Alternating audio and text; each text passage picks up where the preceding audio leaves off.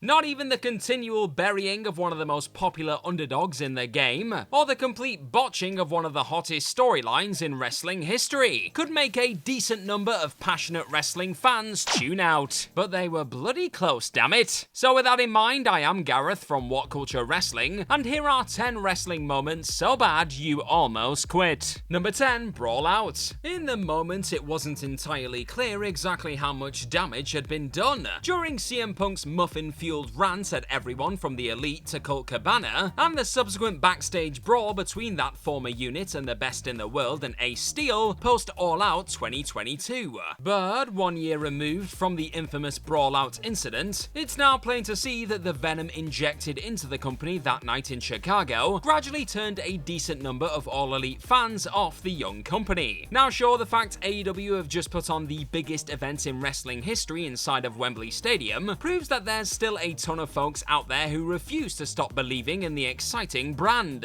However, the decline in stateside attendance in the wake of that September 4, 2022 pay-per-view certainly highlights how a lot of folks haven't been anywhere near as invested in a now much more inconsistent and divided product post-Brawl Out. It remains to be seen whether those who didn't opt to persevere during one of the most frustrating periods in All Elite history will return to the alternative world now that the backstage Punk/Elite saga looks to have finally reached its end. Number 9, the post-SummerSlam 2013 Daniel Bryan burials. Much like the Punkers' meteoric WWE rise was eventually bogged down by ridiculous Triple H and Co. nonsense, Daniel Bryan's moment in the sun lasted a grand total of a few minutes thanks to the Authority. In the moments that followed Randy Orton's SummerSlam 2013 cash-in on the new WWE champion, the company did not do all they could to maintain the organic momentum the American Dragon had generated heading into his John Cena battle. Instead, they decided to utterly bury the most popular babyface in the organization, with Bryan failing to win the gold back on multiple occasions. And even when he did manage to topple the Viper, WWE only went and stripped him due to a Scott Armstrong fast count. What a time to be alive.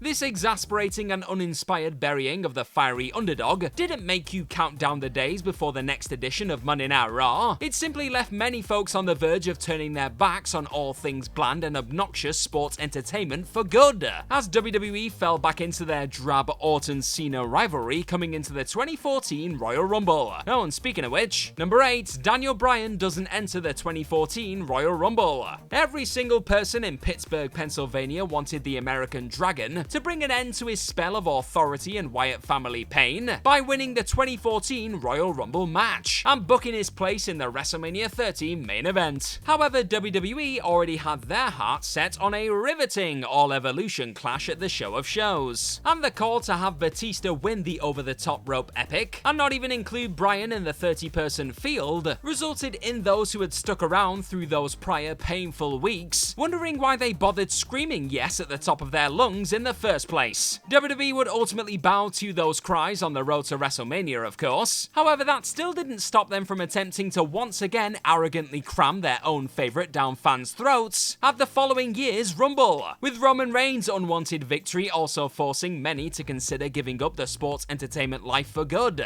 as hashtag cancelled WWE Network trended worldwide, baby. Number 7, Brock Lesnar kills Kofi Mania. Much like Daniel Bryan's undeniable rise to the top, the sight of Kofi Kingston finally lifting the big one on the grandest stage of them all was enough to make you foolishly believe WWE were actually capable of listening to their audience and fully getting behind a person who wasn't their idea of a bona fide top star. But in a move that was reportedly and depressingly decided on within weeks of the New Day man winning the WWE Championship at WrestleMania 35, folks were then given the most excruciating of reality checks in the form of Brock Lesnar eventually bulldozing the positive force on the debut of Friday Night SmackDown on Fox. It was the way he was pulverized that honestly left a great many feeling disheartened, with Kingston being squashed in seconds in order to set up a nothing Cain Velasquez Saudi match, and the fact the former champ wasn't even offered a rematch after such a heartwarming rise up the card was the sort of disrespectful icing that very nearly put many off this sports entertainment cake altogether. Number 6, a botched WCW invasion. After Vince McMahon purchased longtime Monday Night War rivals WCW, fans were understandably frothing at the mouth over the idea of the likes of Sting, Goldberg and the NWO finally clashing with WWE's own heavy hitters, and getting paid the remaining remainder of their AOL Time Warner contracts though, WWE instead brought in the likes of Booker T, Lance Storm, and Diamond Dallas Page to kick off an invasion angle that would eventually see the company absolutely annihilate the forces of WCW and ECW. And while this Alliance versus WWE war would eventually lead to one of the most successful non-Big Four pay-per-views of all time, that still didn't change the fact that many who had spent years wondering what a WWE versus WCW in-ring battle would look like ended up feeling entirely let down by these largely underwhelming months of WWE just burying their one-time competition. A ton of WCW fans understandably tuned out and never returned during this absolute mess of a storyline, and there were likely many more long-suffering WWE fans who pondered whether it was time to take a break from this wrestling nonsense after witnessing Stone Cold Steve Austin bizarrely join the quote-unquote enemy, and even more unwelcome McMahon family mayhem. Number 5, Hulk Hogan walks out of WrestleMania 9 as the champion. The days of Hulkamania dominating at the top of the card appear to have reached an end, as the Hitman carried his WWE Championship into Caesar's Palace and looked to conquer the monstrous Yokozuna at WrestleMania 9. But instead of Hart walking out of the show of shows feeling like the person who could confidently lead the company going forward, or Yokozuna looking like an unstoppable heel, it was Hulk Hogan who randomly stole the show, eliciting many an annoyed eye roll in what would ultimately be immortalized as one of the worst Mania endings of all time. The Hulkster swooping in to take down the new WWE champion Yokozuna in just over 20 seconds after Hart was bested by a handful of salt may have popped a stunned crowd on the night, but those who were tired of watching Hogan's ego running wild on WWE TV, brother, were understandably left groaning at this late swerve,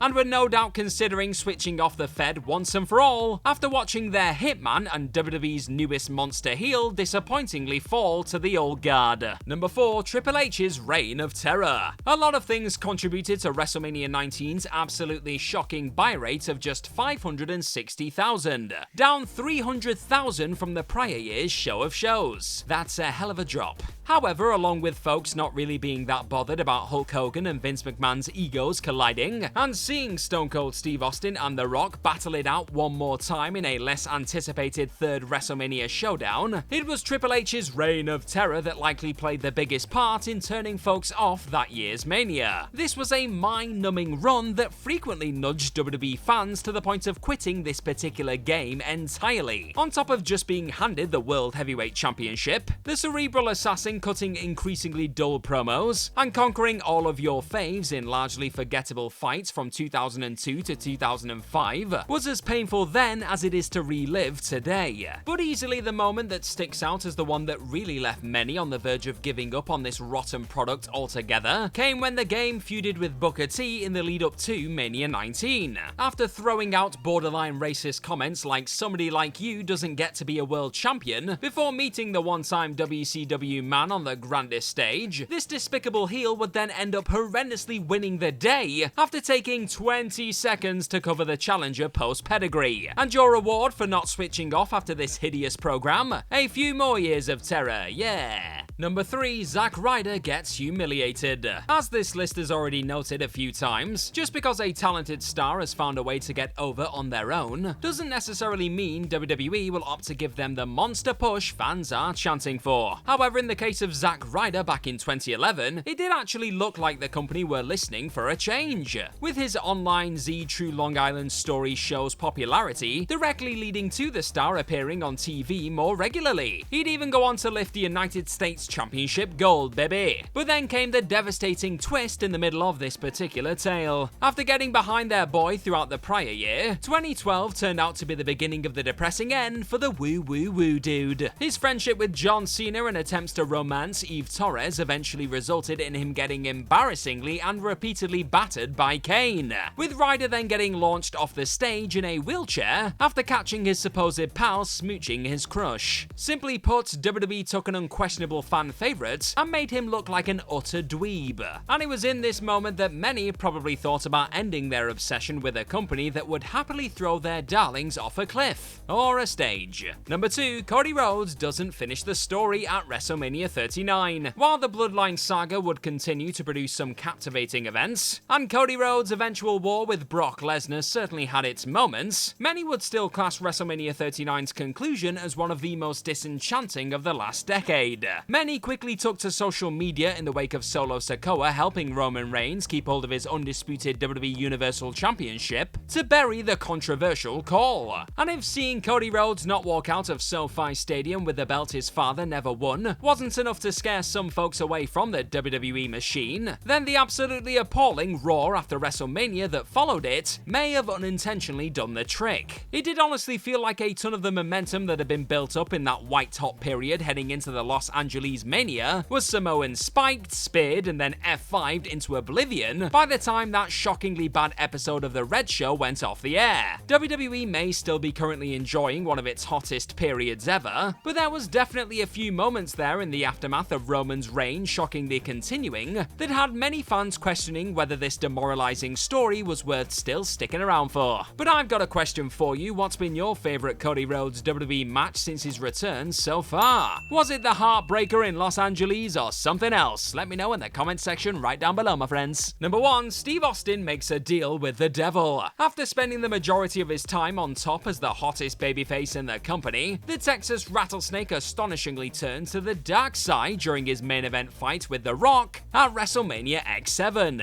joining forces with bitter enemy Vince McMahon to bring the biggest event of the year to a close. But instead of becoming the sort of hot-ass heel that he thought he would in the time that followed this staggering moment, Austin's turn didn't go down very well with his passionate supporters at all. No one wanted to boo the icon who'd whooped his boss's ass for years, and many clearly weren't that interested in sticking around to see what he got up to as WWE's whiny new top villain. In fact, after bringing in a whopping 1,040,000 buys for that aforementioned Attitude Era Mania event, WWE's subsequent Backlash pay-per-view dropped to just 375,000 buys. That is a lot of people not watching anymore. And while some fans still just about stuck around, likely out of hope that Austin would eventually remember who he was and go back to his rebellious ways of old, it ultimately took the company over 2 decades to feel anywhere near as hot again after this particularly disastrous decision. And that's our list. Know of any other wrestling moments so bad you almost quit? Well, let us know all about them in the comment section right down below, and don't forget to like, share, and click on that subscribe button while you're down there. Also, if you like this sort of thing, then please head on over to whatculture.com and find some more fantastic articles just like the one this video you're watching right now is based on. I've been the so bad you almost quit watching Gareth from What Culture Wrestling. Thank you very much for sticking around and watching this video today. Hopefully we'll see you again very soon, but in the meantime, just be good to yourselves. Bye bye!